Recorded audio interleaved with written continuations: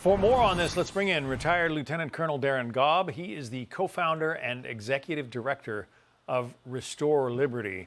The Russians are attacking civilian targets every single night now, launching wave after wave of drones and missiles. And I don't know, it just seems like the world is kind of collectively yawning.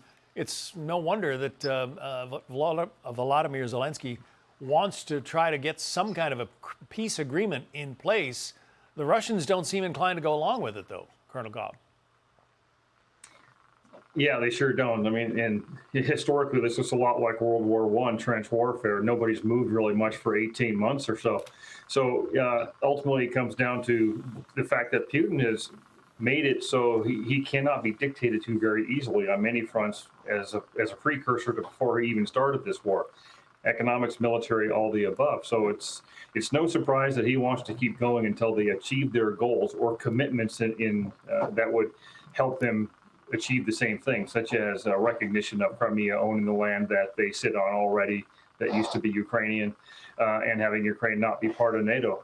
Zelensky just looks like his nation. It's a tired person right there that you saw on screen, who I think is ready to come to the table and is willing to potentially make some concessions to end this, because no one seems to be going anywhere right now, except people just continue to die.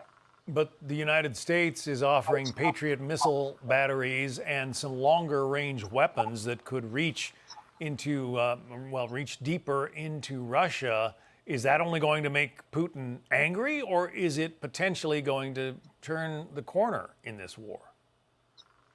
I don't think it's going necessarily to create something that's bigger than it is right now already. And so, no, he's not going to be happy with that for sure. Trump is probably thinking of this purely as a negotiating tactic to say, hey, Putin, you need to come to the table, or I'm going to turn the tables back on you and fully arm Ukraine to the best of our ability through our NATO partners. Whether that remains to be seen or not, don't know. But even Putin is, the Russian economy is sitting on the edge a little bit right now, too, having been focused purely on a wartime economy for so long that cannot be maintained. He needs access to Western energy sales, for example, if that's something that he tries to put on the table. Yeah, it appears that President Trump has gotten very frustrated with Vladimir Putin. Here's what the president had to say on Tuesday. Should Zelensky target Moscow? Should Zelensky target Moscow, sir? Should Zelensky target Moscow or deeper into Russia? No, he shouldn't target Moscow. Is that why you gave him more weapons, though? No, we're not looking to do that. So he says we're not looking to target Moscow, but there are some long-range weapons that are going to be delivered to the Ukrainians. Yeah, and I don't think that that's necessarily a contradiction. It's those long-range weapons can be used in many places other than against Moscow. That there wouldn't be a whole lot of value to doing that, other than to actually making Putin even angrier and want him to keep going rather than come to the peace table. Things like Patriot missiles, more of a defensive in nature. That's part of the intent. Artillery shells, clearly not very long range, but they certainly could have an impact on the battlefield.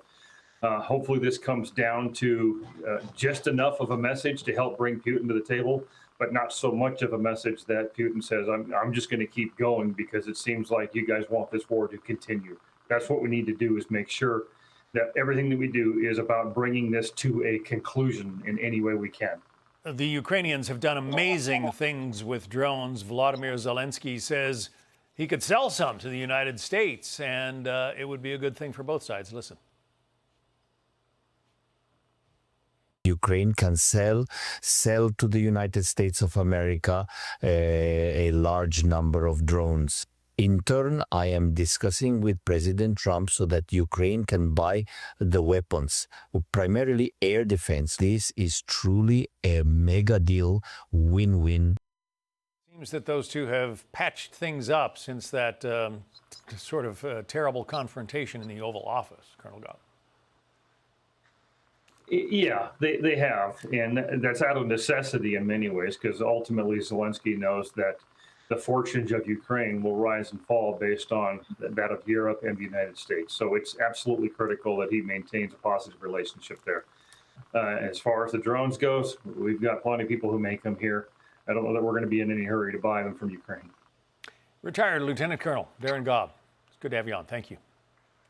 You too, John. Thanks. Hey, Sean Hannity here. Hey, click here to subscribe to Fox News YouTube page and catch our hottest interviews and most compelling analysis. You will not get it anywhere else.